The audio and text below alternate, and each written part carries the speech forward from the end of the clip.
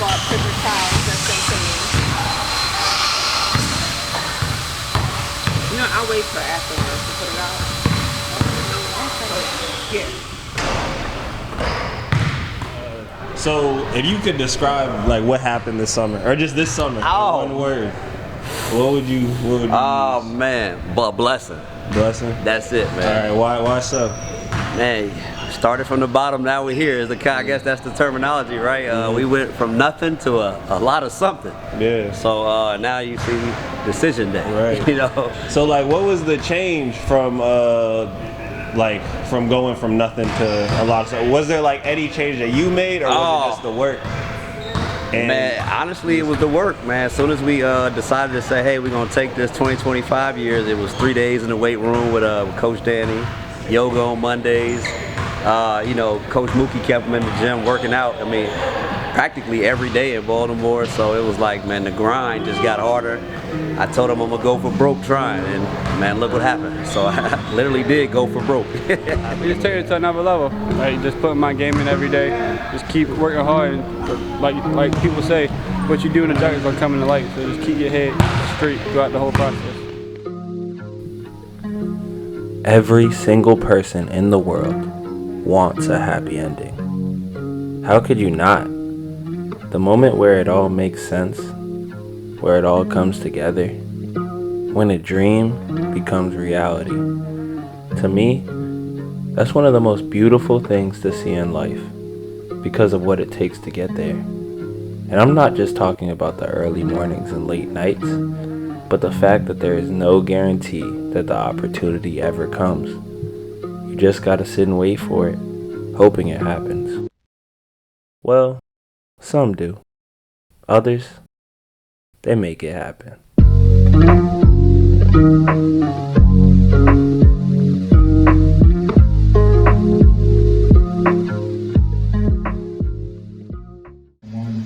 I just trust where we're at. No matter the stage, we're not gonna, change what we do. And I don't lose faith in these guys as we all saw today.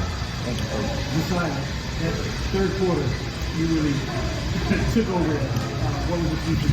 What was working on? To get out my own hand and step up for my team to be a leader, and then trust my coach, my teammates to find me and let me continue to get my rhythm throughout the game. But I also trusted my teammates to score themselves. What is that feeling like when you're in that groove? You had like 14 points in the third quarter, and it really turned the game though. It feels great.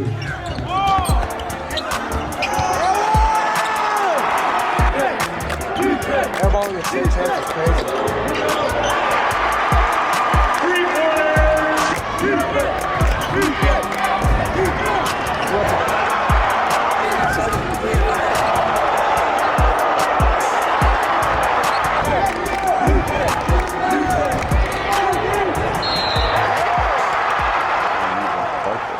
We had like 2 points at the state championship game at halftime. He was mad at himself. I saw it because I'm looking for him at the locker room at halftime. He didn't run out until the buzzer sounded. And he came out and did a 14-0 run by himself. So, I mean, it speaks value for character if he doesn't want to lose at all. Parkville's 2023 state championship run was truly special to watch. It was a sight to see that much talent play so well together, from the crazy lobs to the balanced scoring, to the passionate energy that everyone played with. You could tell everyone was having fun. From the outside looking in, it was easy to see the love that the players and coaches had for each other. There was a sense of connectivity when they stepped on the court, a sense of trust that doesn't just come from practices and games. It starts in practice, playing together, working hard, making each other better, but you gotta put in the extra little details and effort outside of practice to make it on the court, and building the connection with your coach to help. Me and Josh, we still cool to this day. Our connection was tight my sophomore and junior year. He helped me through a lot. He took me a lot of places. He took me in like I was his own son. So like him acting like a father figure in my life during the basketball season, it was like I had somebody to trust throughout the year. It was the brotherhood that fueled the night's success, and at the helm of that success was a skinny 6-foot point guard with the heart of a lion and a deep-ass bag.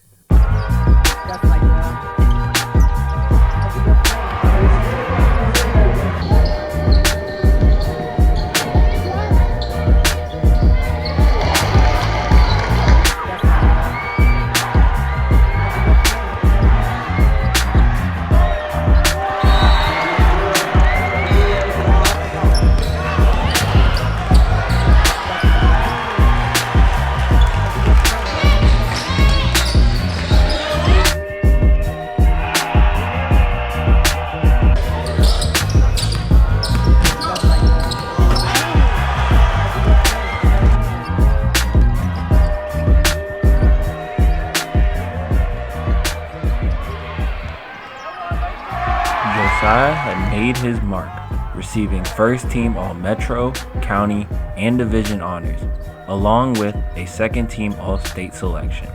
These accolades, complemented by a state championship, made Josiah undoubtedly one of the premier guards in the state. With that type of momentum, it would only be right that he'd carry it into the AAU season with the Shoe Brand Circuit team. But the politics of grassroots basketball made things more complicated than they needed to be. On the floor, again, it's like we tried to do I'm not going to say any names, a few, Adidas teams. And it was like we're traveling and, because we didn't donate money or, somebody didn't give, this amount of money to a program. And again, he didn't play much, but was he better than the person in front of him? Yeah, but again, a lot of people understand, people pay for their time on these levels. But Pops had a plan that would put his son in a position to be successful, regardless of the politics. I took, 13 underdogs, 16s, and we won what? First year we was 53-4. Last year we didn't lose very many games either. As he probably had by far the best summer in the DMV. Cap it with the Southern Jam Fest of scoring 203 points in 5 games. He helped lead the team. Did it from every position and whatever he can do. It's about him playing. You going out and training, work on what you work on and apply it in those AAU games. It's not about the name on your chest or who you're playing for. You can wear Nike shoes, you can wear Adidas shoes, you can wear Puma shoes, but you don't have to have a Nike, Adidas, or Under Armour, or Puma on your jersey to be successful. And I played in all platinum level teams, and then we done beat some very good teams. It's not about accolades sometimes, because again, some kids will get accolades based on learning and being around winners. You know what I'm saying? That's how, and a lot of kids this year that I had last year. If you look at every roster I had, the roster I had last year, look at every kid we had this year. They played late into February, early March. All because I instilled discipline, communication, hard work, getting under it. Don't allow the politics to bother you. Go out there and play basketball. As Josiah continued to make a name for himself within his dad's AAU program, the question of where Josiah would play for his final season of high school basketball lingered throughout Baltimore's basketball community. All of my dummies. I had it before, now I'm buying this. Look at this, talking about I need to slow down. I already got it, I pop it. At this point, I don't even care if I blow down. I feel like told me this a rolling trophy, got a weapon on me, got a felon on me, taking telling I'ma make them jealous. I don't let my jealous up another level of shit. I ain't having niggas button checking on me. I'm a helmet, I'm feeling hella alone. They had PPPs, now they selling rolls. At first, the answer was to team up with his former coach and brother Jesse at Loyola Blakefield. But as time went on, it became clear that St. Francis Academy was the place for Josiah to be. I just wanted to play on a national level. Josh showed me a schedule. Then I looked at St. Francis schedule, so I compared them, and Coach Nick put me in front of the best, get in front of people that I never thought I would play against in my high school career. It's never easy walking away from a place where you built a legacy, or from people you built a connection with. But as Josiah was going into his senior year with no Division I offers on the table, a change had to be made. Time was of the essence. And with a lot riding on what he's trying to, accomplish in his goals and dreams, as we all know, there's no waiting no time. Cannot wait no more in the world. Like what's going on, the portals and everything. We have to find something to get settled, to get our rhythm going, so we can actually, develop our own routine within the next system. Granted, like we had 1 year there, but of course, we're going to have that learning curve. So the earlier you're there to get through the learning curve and the issues and the mental lapse of saying, I might not play or I might not be able on the floor in this situation, that helps you, find your niche, to grind on what that niche can be. Some were upset with his decision to go to St. Francis, but the national exposure that comes with playing at SFA made this an opportunity that could change the trajectory of Josiah's career. And with a coach that pushes him to new heights like Nick Miles, there's no doubt that Josiah had made the right decision. Coach Nick, he's two different people on the court. On the court, he'll play with you a little bit, but he's serious. He'll make you work to be the best person you is. Even if you feel like you being the best, he don't think you is. So he gonna push you even harder. He gonna play the people that want to play. He's a fair guy. He gonna give you a chance. But if you're not showing him, you're not gonna get the chance. He wants to win. Coach Nick don't like losing. He's just like me. I don't like losing either. So like our mentality is like the same. Josiah was able to play against some of the best teams and players in the country. And although there were growing pains throughout the season, it was clear to see what his new team was capable of. And talk to me about that St. Francis. Who's some of the players? Jordan, he's a great leader throughout the team. Josiah, Kennedy, he can shoot the ball. Got that ball on the string too, you know. Okay. Oh, my fault. My fault, yeah. Donovan and Cam, they always had our backs if you get beat in the back to clean up the glass or block the ball. They know how to run the floor also. T-Money, he was always the spark off the bench. Like, his energy was always there. He was like the median in their team. But his energy is there. Trent is like, I don't know, who would you compare him to? Trent is a quiet block. Trent, he rebound, he play hard, he don't care, he gonna fight, and then he can score the ball. I knew it was going to be an adjustment for him. Again, that's just had to get his body right, and that's what I helped him, because again, the schedule went from 24, 25 games to 34, 35 games, plus playoffs, you know what I'm saying? So it's really nothing rocky about it. Again, that's why I said, again, making that adjustment to go early is allow him to, mentally prepare for November, because that's when the stage starts. With elite talent by his side, Josiah's job became very simple. Go out and kill. And to no one's surprise, that's exactly what he did.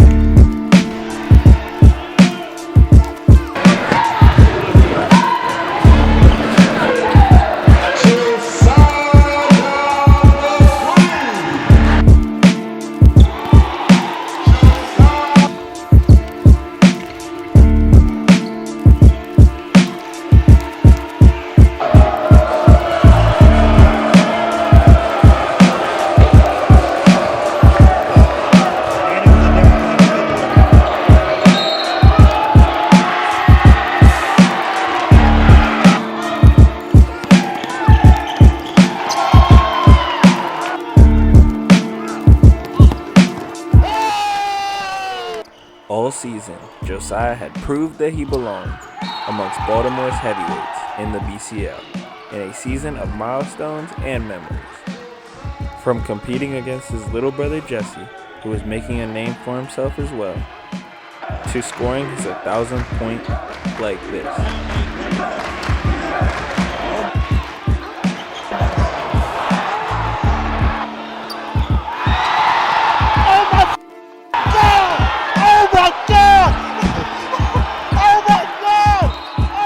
Josiah had become an internet sensation and must-see TV.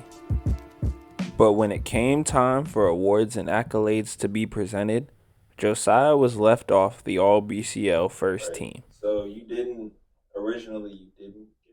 No, I didn't make first team. I made second team. How did that make you feel? Did it fuel you in any way? Cause it's politics behind everything. So I wasn't really. Deep down I was hurt, but like I ain't really care about it for real. I just hoop. I'm gonna prove you wrong regardless. So I'm gonna show you that I'm gonna fight, and I'm a dog from the bottom. So I'm gonna fight, and I'm gonna show you that I'm that guy at the end of the day. The feeling of being overlooked can be hard. It can even hurt. But there was no time to dwell on the disappointment, as redemption was right around the corner. After a disappointing loss in the MIAA tournament, Josiah and his squad were given one last chance to compete for a ring in the Baltimore Catholic League tournament. Well, after losing to the first round in the MIAA, it was like we took a week off. They gave us time to regroup. But the week that we came back, everybody was locked in from the start. We was not losing. Like I said, send our seniors out on a good note. Even though St. Francis had the number 2 seed, this would be no easy feat, potentially facing formidable opponents like the number 1 seeded Mount St. Joseph's, Mount Carmel, and Archbishop Spalding. teams that St. Francis had taken losses to in the regular season. But if you don't already know by now, the Legree boys are not ones known to run away from challenges. They embrace them. It was our last chance on a run together, but we just went out with a bang. Starting the first round, we had a set of tone with John Craig.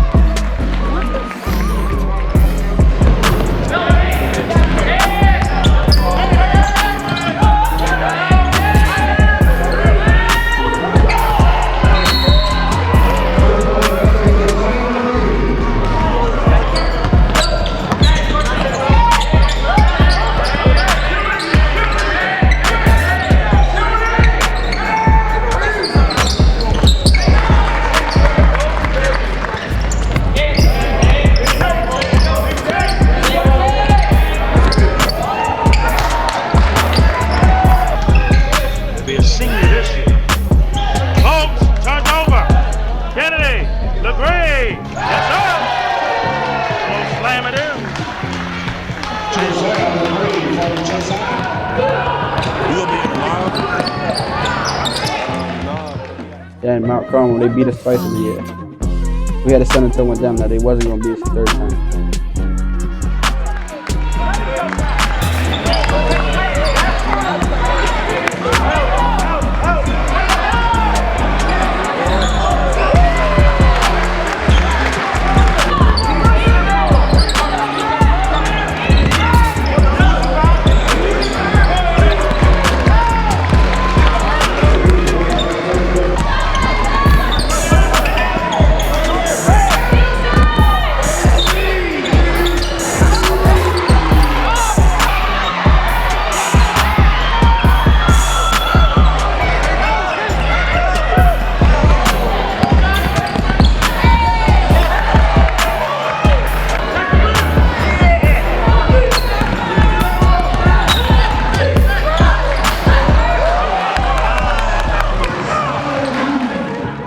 Bowling, we went with half and half, but we had to come out and fight with them because they don't give up. They fight to the end, so we had to like fight. I don't know what else to say. Dig deep. Yeah, there you go. Had to really unlock that new move. Turf today. Yep. So we will see who's better in the rubber. Legree for three, no good there. And Connor with the rebound. It's showtime for the quarterback.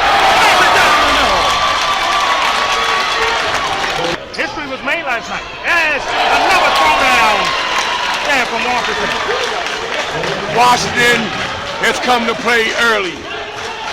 Washington with two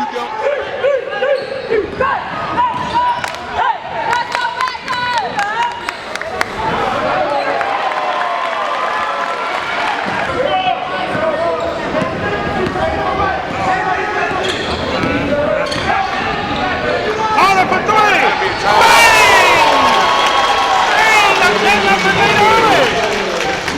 Wow! Who would have thought this? Legree fakes, shoots the three in desperate time, and hits it! And puts St. Francis on the board.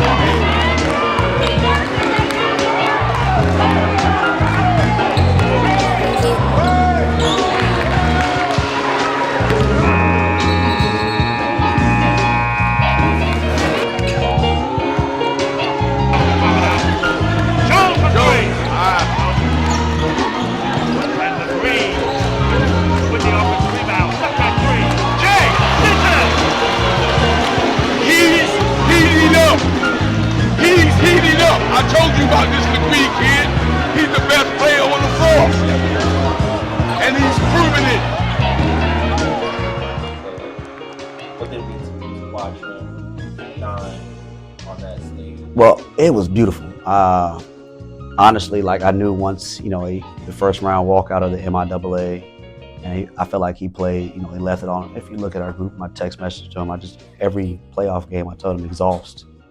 Leave everything on the floor. You never know if it's your last game. You never know if you're coming back. You never know what's going to happen. You leave everything and say you have no doubts 5 years down the road to say, hey, I messed up or I should have did this. And if you look at all the film, there's nothing really he can say he messed up besides he should have shot some shots at the rim instead of passing it, but he left it on the floor. And that's pretty much how that went from there. And come up. I live in Virginia. I drove 3 hours up. Get up to Goucher on Monday, Tuesday to get some shots up with him on the floor that he was playing on that weekend. To I put him through a workout. You got the footage from it, just to say, hey, these are the shots. And if you were there, you could test of the same shots he took in the game in the gym. Same thing we worked on, coming out the corner, sprinting to the top, sliding off the top. All them again, the only thing that differs from the workout was he was extended a little further out shooting the shot than what the heck I expected. He's shooting that. He's shooting that. He's shooting that. I told you guys, this kid is not to be played with. Hands down, man down. He's raining threes from Steph Curry territory. Legree.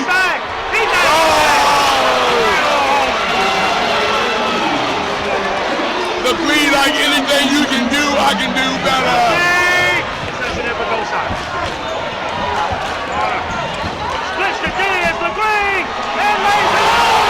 Just to see him exhaust everything in the court and finish where he finished at the top, holding that trophy, was definitely a wonderful, wonderful sight for me to see. Because again, all year long, everybody kept saying he wasn't going to do it.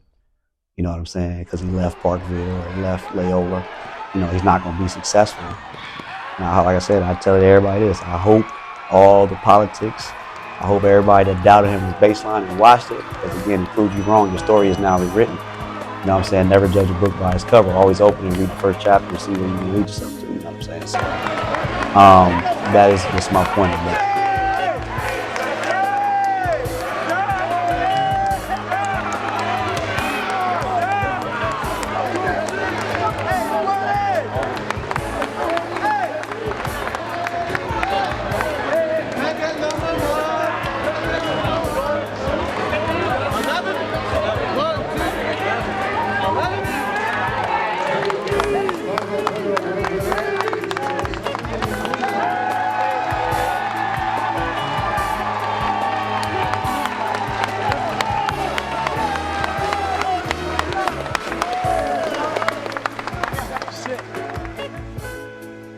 It was a great moment. It was like through the BCL, boosters, sponsors, everybody. Prove them wrong that I was MVP worthy and that I was first team worthy. Once again, Josiah saw himself at the top of the mountain with the BCL championship and tournament MVP to add to his resume. To come into a new environment with such high expectations and exceed them is a testament to the work he puts in, the confidence he has, the people that support him, and where he comes from. Josiah embodies what it means to be from Baltimore. The strength, the resilience, the grit. We always look at ourselves like the underdog because everybody thinks Baltimore a violent city. So we got... My fault. Everybody thinks Baltimore violent, dirty, I don't know what people think. Everybody got a different opinion. But we always look at ourselves like the underdog. We're going to prove you wrong at the end of the day. DMV guards, bigs, we play tough. And that's like from playing outside, inside. We always fight to the end. We're not going to back down from nobody. We play with hella grit. We play with a lot of grit. And I used to play Josiah in the grass, on hard grass. And we had a basketball hoop. Yeah, we would just fight and keep fighting. Yeah, every day. We actually fought a couple times.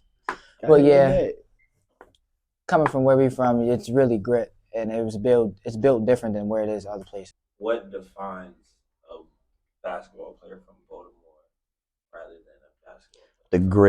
The grit that they develop. I mean, a lot of places, New York, Philly, and Baltimore kind of got the same style of grit to me that I've learned. West Coast is more, a little lenient, a little lax, a little bit to me, in my opinion. But there's a different inner dog in the area that they develop in some of these kids that make it out. So that's kind of really sets the Baltimore, like I said, that Baltimore area out. Most of the years. Although striving for more can put you in a great position, the path to achieving your dreams can still be long and unpredictable. And as his senior year was coming to an end, the anxiety of where Josiah would go next lingered in the background. But faith keeps the Legrees at peace, knowing God will work it all out. Honestly, still working. Again, we got to be patient with the portal that opens, I believe, tomorrow.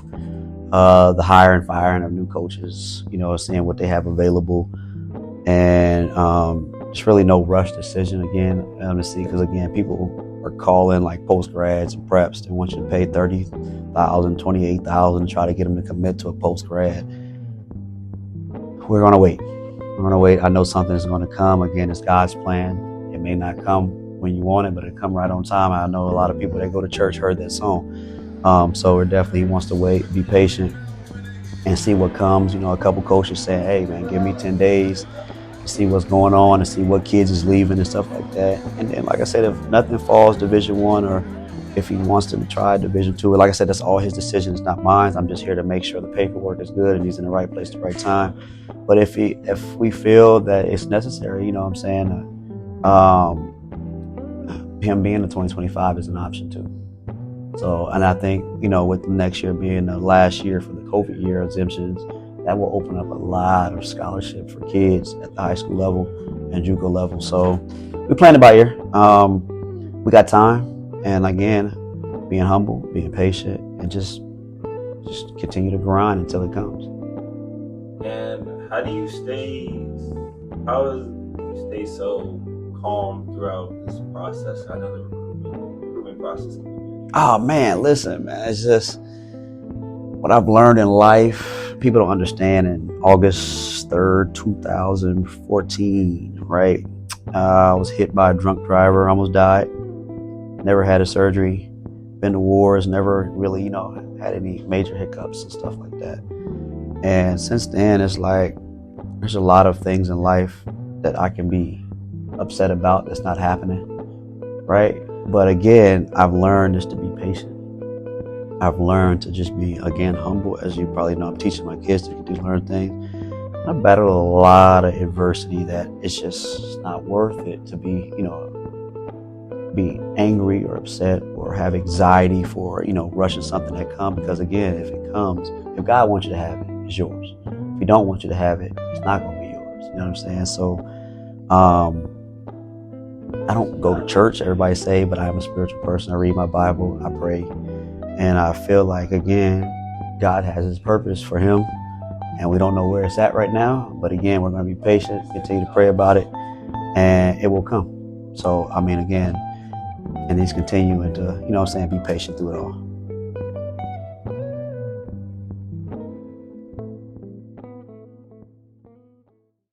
Opportunity. A set of circumstances that makes it possible to do something. Let me get mine now. Oh, shit. I must have been. You fire. Ready? I got my baby. Now ready? 3, 2, 1. Many successful people attribute their fortune to the opportunities they had. Being in the right place at the right time, even meeting the right people. But when does this opportunity come? When do you get a chance to prove your greatness? It's a question I think about way too often. When does that shot ever come? Maybe it never does. But through the Legrees, I've learned that the opportunity to be great is not something you wait on, because it's something that you have every single day you wake up. An opportunity to work, to learn, to lead, and to impact people's lives as best as you possibly can. Being great isn't about winning basketball games. It isn't about earning MVP awards. It isn't even about earning scholarships. It's about the person you become through adversity, how you respond when you're challenged, but most of all, how you lift up those around you, how you inspire a community and give them hope. When that's the priority, good things happen. We're announcing that I'm reclassing back into the class of 2024 and will be enrolled into Indiana State University this upcoming fall.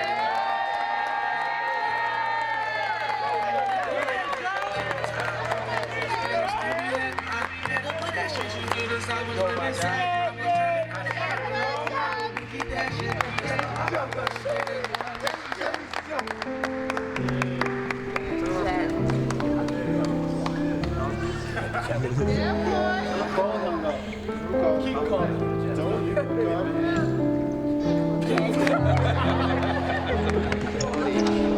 hi, we done with it, it's over. Get the coach in. Y'all say hey.